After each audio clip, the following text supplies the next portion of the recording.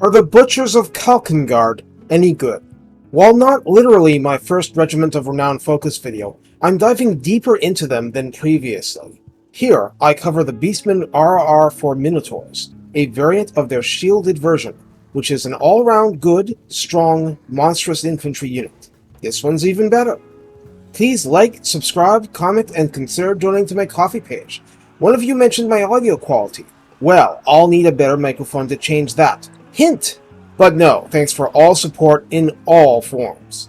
The Butchers of Kalkengard come in with 85 leadership, 43 melee attack, and 56 melee defense. But let me shift the image, and you'll see that this is purely due to being a rank 9 Minotaurs with shields unit.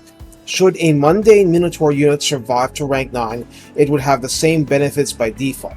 That's not a bad thing, it's just to say that the stats do not set the Butchers apart per se. Minotaurs with shields are still a beefier quote-unquote unit with the same quite high 62 speed, and even if they're not specialized against infantry or cavalry, they hit hard. They hit for armor piercing, and blocking 55% of small arms missile fire from a frontal arc is very handy. There's no need for them to show any respect for regular missile fire.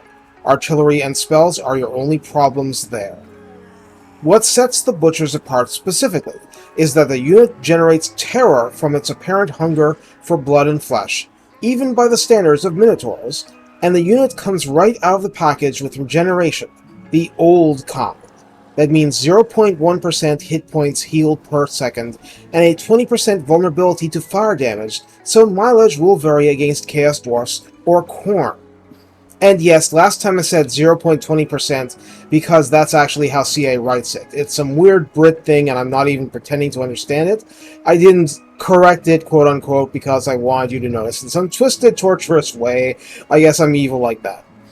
Anyway, point being, a free, quote unquote, source of terror that is far, far less vulnerable to being picked apart by missile fire can really help with the terror snowballing at the front lines. And the regeneration is cumulative. With the upgrade from Blood Greed to Gore Greed you would get in a Taurox army. As I created this video, my first Beastmen campaign was in kind of a disaster situation, but not unrecoverable. It's just I didn't really want to recruit the Butchers for Khazrak because I had Taurox Confederated, and he'd been using a ragtag army until very recently. Gore Greed plus regeneration is so bonkers that I wanted to send them to Taurox no matter how badly Khazrak, my starting lord, could have used them. Blood Greed, even without the extra regeneration, is still amazing, and starting out with rank 9 stats means you're hit like an angry bull Minotaurs, hit more often from the get-go. That gets you Blood Greed boosts faster. That should get you snowballing even sooner.